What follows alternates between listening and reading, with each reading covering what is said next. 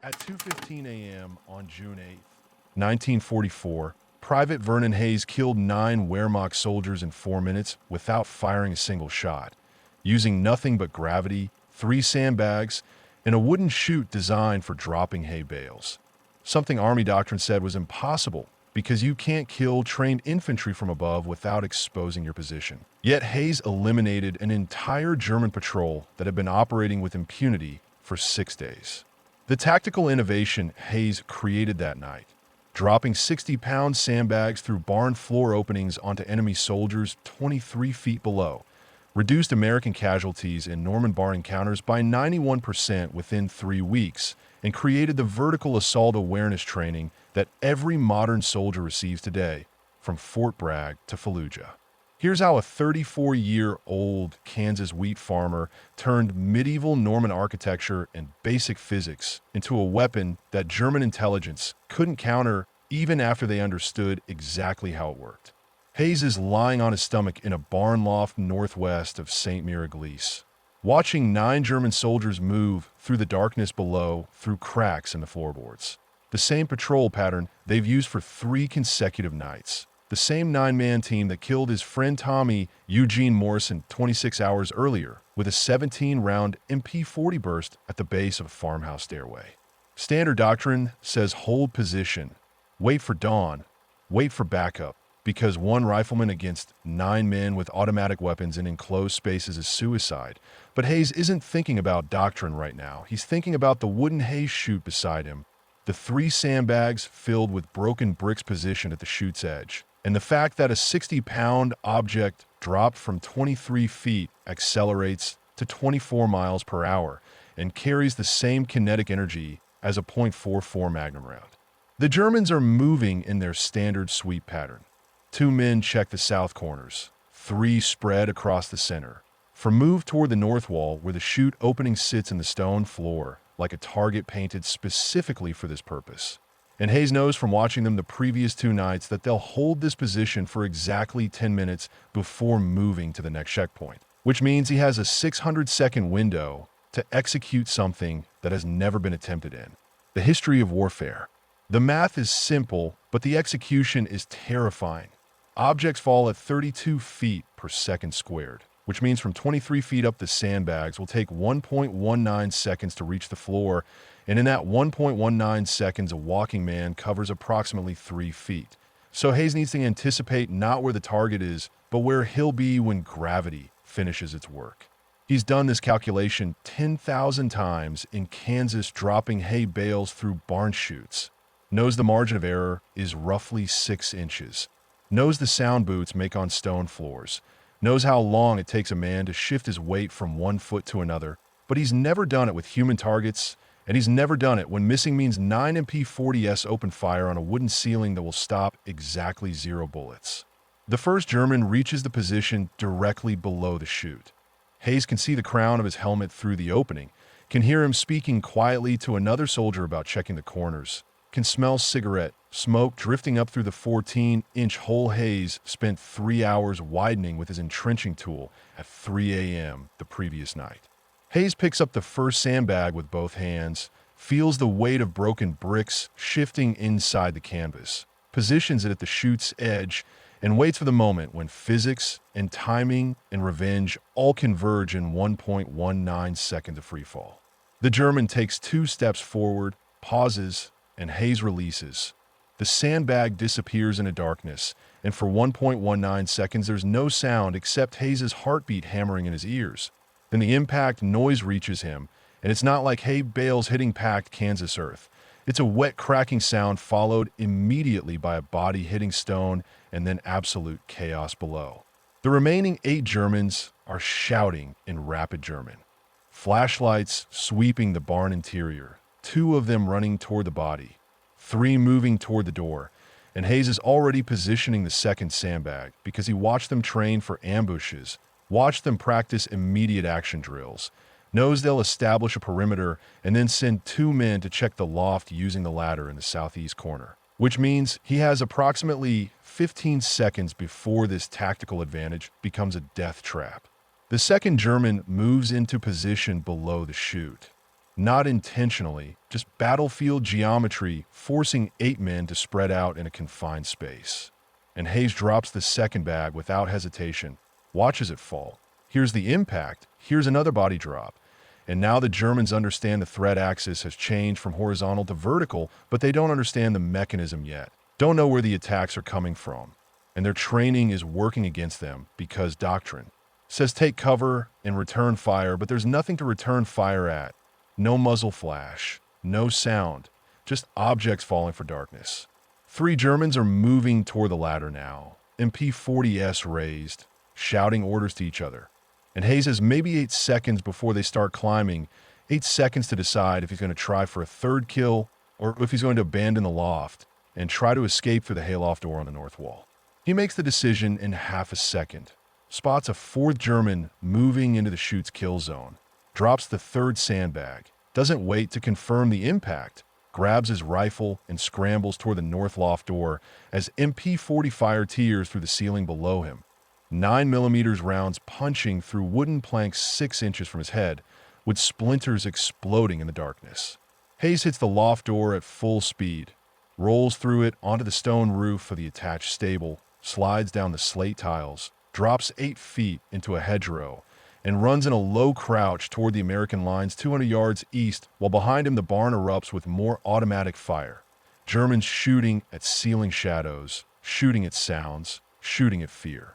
He reaches the American perimeter at 2:21 a.m., 6 minutes after the first sandbag drop. And when the perimeter guards challenge him, he can barely speak because his hands are shaking and his throat is full of concrete dust, and his mind is replaying the wet cracking sound 3 times in sequence like a record that won't stop skipping. At 3:30 a.m., Hayes is sitting in a farmhouse basement with his squad leader, Lieutenant Marcus Webb, trying to explain what just happened, but the words come out wrong because how do you explain that you just killed at least 3 men, possibly 4, by dropping sandbags on their heads through a hay chute, and Webb is staring at him like he's either lying or insane until Corporal James Martinez, who was on perimeter watch facing the barn, confirms he heard German voices shouting heard. Extended MP-40 fire, heard what sounded like a major engagement, but saw no muzzle flashes except from inside the barn. Webb makes Hayes draw a diagram. The barn layout, the loft position, the chute opening, the German patrol pattern, the sandbag draw points. And when Hayes finishes, Webb studies it for a long time before asking the only question that matters. Can you do it again? Hayes thinks about Eugene Morrison bleeding out on limestone. Thinks about the German patrols that have killed 47 American paratroopers in barn encounters during the first week of the Normandy campaign. Thinks about the wet cracking sound and the way his hands are still shaking, and says yes, he could do it again, but he needs more sandbags, and he needs barns with chutes, and he needs the Germans to keep using their standard patrol patterns because the moment they change tactics, this entire method becomes worthless.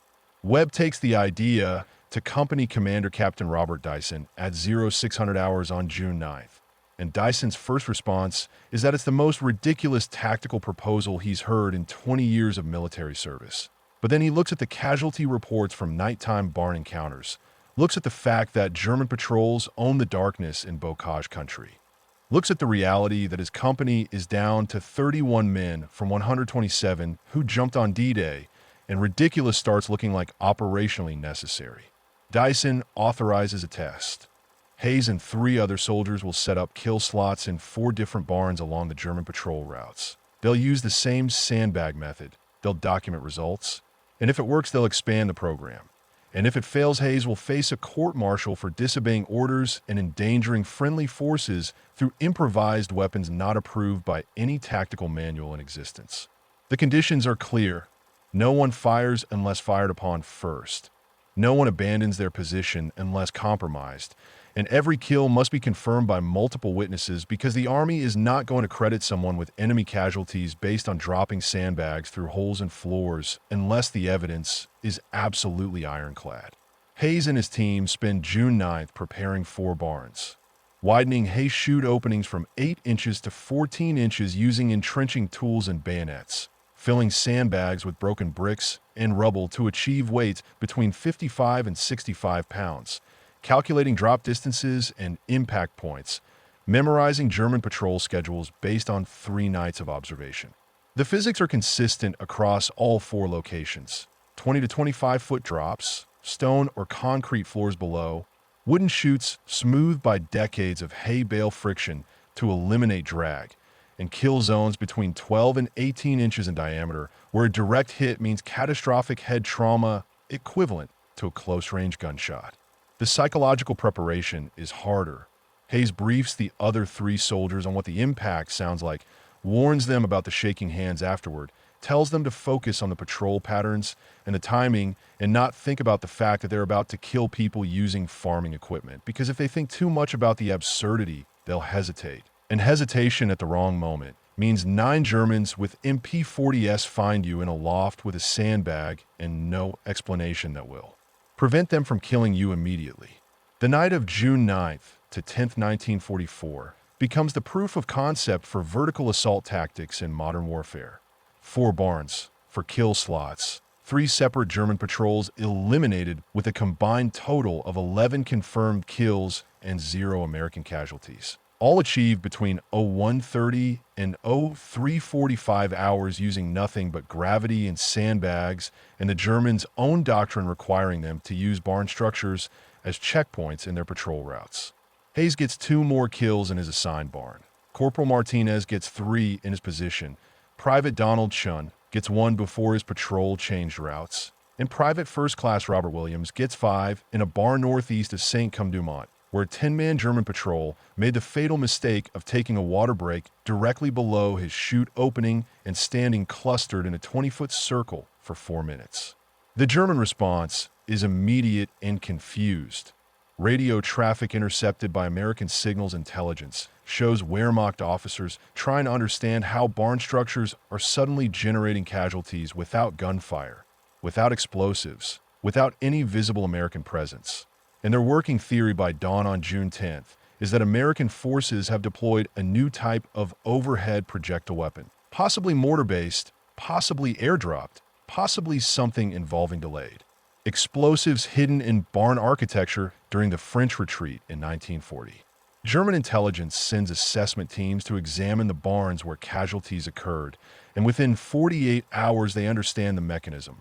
Widened hay chutes, elevated positions, gravity-accelerated projectiles. But understanding the mechanism doesn't solve the tactical problem, because German patrol doctrine in bocage country requires using barn structures for cover, for observation points, for overnight positions, and you can't simply avoid every barn in Normandy when there are thousands of them, and the weather is cold and wet, and soldiers need shelter to function effectively. By June 13th, German patrol leaders are issuing orders to immediately scan ceiling spaces upon entering any barn structure, to avoid clustering near vertical openings and floors, to use barns only when tactically essential. But these countermeasures create their own problems. The 3-second pause while checking ceilings gives American infantry time to set up ambushes outside.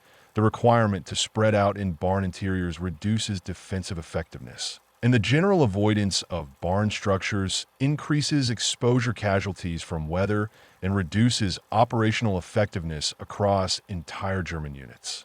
The statistical impact is dramatic and immediate.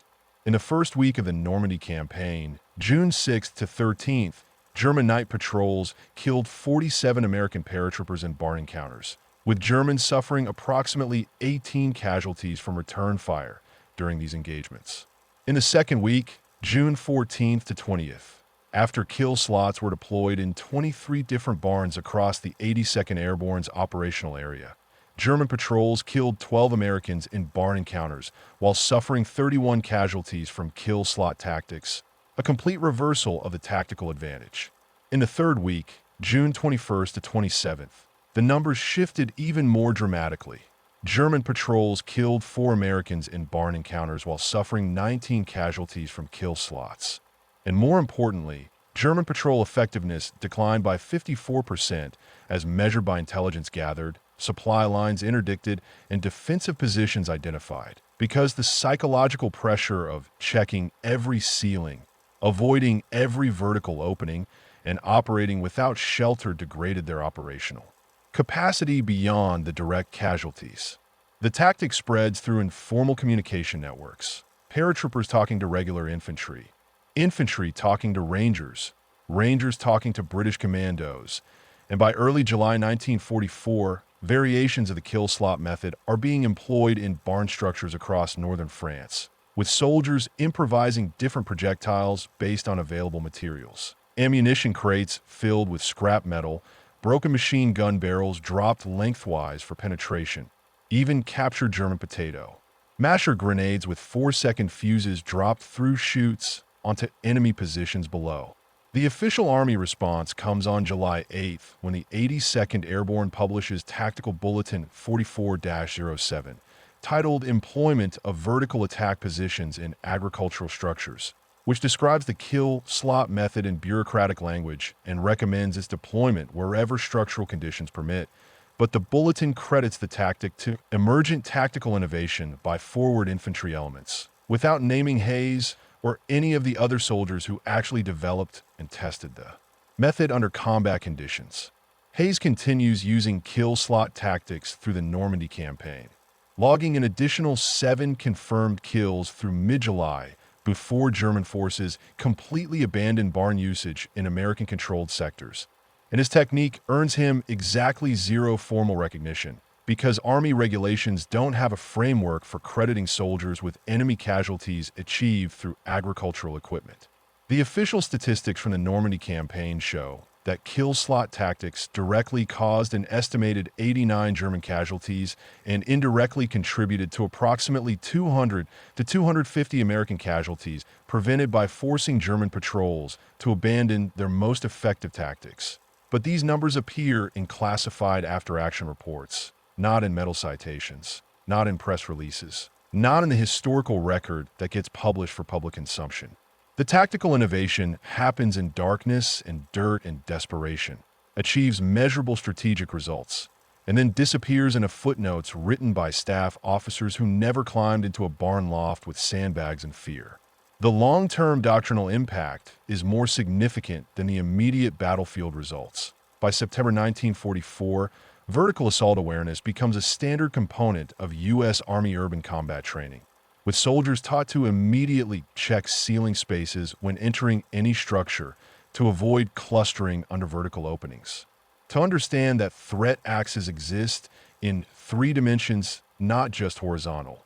The principle extends beyond World War II into every subsequent American military engagement: Korea, Vietnam, Gulf War, Iraq, Afghanistan, with soldiers trained to recognize that gravity is a weapon, that architecture is terrain, that the physics some farm kid learned dropping hay bales in Kansas might save your life in Fallujah. The specific sandbag through chute method becomes obsolete as military technology advances, but the underlying concept remains. Any vertical opening connecting friendly and enemy positions can be weaponized if you understand physics, timing, and your enemy's movement patterns. Hayes survives Normandy, survives Operation Market Garden in September 1944, where the 82nd Airborne jumps into Holland and fights for 9 days against German counterattacks. Survives the Battle of the Bulge in December 1944, where he takes shrapnel in his left leg, but refuses medical evacuation because his squad is down to 8 men and they need every rifle. He musters out in October 1945 with a Purple Heart for the leg wound, a combat infantryman badge for sustained ground combat, and a Bronze Star for an unrelated action in Belgium involving a destroyed German tank and 3 wounded soldiers he pulled from burning wreckage under machine gun fire. The citation makes no mention of kill slots, sandbags, or hay chutes. Hayes returns to Salina, Kansas, buys 180 acres with his discharge pay and a veteran's loan, plants wheat and corn, marries a woman named Dorothy Richardson who works at the town library and doesn't ask detailed questions about the war, has 3 children who grow up knowing their father jumped into Normandy, but not knowing about the 9 Germans killed in 4 minutes without firing a shot. The historical record loses track of Vernon Hayes between 1945 and 1983. He farms, he raises children, he joins the VFW but rarely attends meetings, he votes in local elections, and serves on the school board for 6 years. And when other veterans ask about his war service, he gives minimal details that satisfy curiosity without inviting deeper questions. The only time he speaks about the kill slot tactic in detail is in 1956, when he's driving through Salina and picks up a young soldier in 82nd Airborne uniform who's hitchhiking home to Michigan on leave. And during the 2-hour drive, the conversation turns to jump school and Fort Bragg, and eventually to Normandy. And the soldier mentions his father survived D-Day with the 82nd, jumped into France, fought through bocage country, and came home intact. Hayes asks the father's name. The soldier tells him Hayes doesn't recognize it because 12,000 men jumped into Normandy with the 82nd Airborne, and he knew maybe 50 of them personally. But he thinks about tactical bulletins and doctrine changes and 200 casualties prevented and all the soldiers who cleared barns safely because Germans stopped using them. Thinks about all the children who grew up with fathers because of sandbags and gravity and a Kansas farmer who understood both. But he doesn't say any of this to the young soldier. Just drops him in the highway junction, wishes him good luck, and drives back to his farm thinking about the difference between what war asks you to do and what war allows you to acknowledge afterward. Hayes dies on March 15th, 1983, age 73, from a heart attack while working in his barn. Not a Norman barn with stone floors and hay chutes, just a modern Kansas structure with concrete floors and mechanical hay elevators. But still a barn, still the same work he'd been doing since he was 16, still the same gravitational physics that taught him how falling objects behave. The obituary in the Salina Journal is 4 paragraphs long.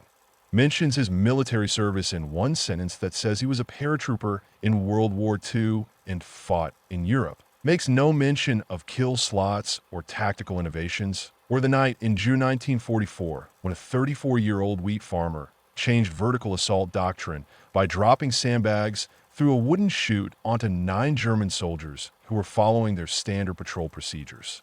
His children don't learn the details until 1997 when a military historian researching airborne tactics contacts them after finding Hayes' name in declassified tactical bulletins and connecting it to after-action reports from the 82nd Airborne's Normandy operations. And even then, the historian's interest is academic, focused on doctrinal evolution and tactical innovation patterns rather than the human experience of lying in a barn loft with shaking hands calculating drop times while MP-40 rounds punch through wooden planks 6 inches from your head. The modern military application of Hayes' innovation is visible in every urban combat training facility, every close-quarters battle drill, every tactical manual section on vertical assault awareness. Soldiers are taught to immediately scan upward when entering structures, to avoid clustering under openings in floors or ceilings, to understand that threats can come from above with the same lethality as threats from the horizontal plane. The 2004 deployment of Kansas National Guard units to Fallujah provides a direct connection. American soldiers clearing insurgent-held buildings encounter enemies using similar tactics, dropping grenades through ventilation shafts, lowering improvised explosives through ceiling openings, weaponizing the same architectural features and gravitational physics that Hayes employed 60 years earlier in Normandy. One sergeant from Salina, Kansas, whose grandfather had mentioned something about dropping things on Germans in barns during World War II, without providing detailed explanations, recognizes the tactical pattern immediately and implements countermeasures that save 3 members of his squad from IED attack. The kind of knowledge transfer that happens through family stories and institutional memory, rather than through official training manuals. The universal principle underlying Hayes' kill slot tactic extends beyond specific military applications into the fundamental nature of innovation under pressure. Desperate men with practical knowledge can solve tactical problems that trained staff officers can't conceptualize, because the farmers who spent 15 summers dropping hay bales understand gravitational physics in their bones rather than in their textbooks, and that embodied knowledge becomes weaponizable when combined with the immediate necessity of keeping friend alive. Modern special operations forces study this pattern explicitly. The most effective battlefield innovations come from ground-level operators who see problems that doctrine doesn't address and create solutions using available materials and practical skills developed outside military contexts. Whether that's a Kansas farmer understanding how objects fall, or a Detroit mechanic understanding how engines fail, or a Montana hunting guide understanding how to arrange channels' movement patterns. The innovation cycle runs. Problem appears, doctrine fails, operator improvises, solution spreads informally. Bureaucracy codifies it months later. Credit goes to the institution rather than the individual who risked a court-martial to try something that regulations didn't explicitly authorize. The psychological cost of this innovation pattern is rarely documented in tactical bulletins or strategic assessments. Hayes spent 15 minutes vomiting in that barn loft after killing the first 3 Germans, but then went back to his position because that was the job. And 38 years later, he died of a heart attack in a barn while working with the same Hayes chutes and gravitational physics that had turned him into a killer in 1944, and there's no way to calculate the cumulative psychological weight of understanding that you were good at killing people using farming equipment, that this skill saved lives, that you would do it again if necessary, and that all these facts can be simultaneously true. The modern military's focus on post-traumatic stress and combat psychology recognizes this complexity better than the World War II-era military did, but the fundamental tension remains.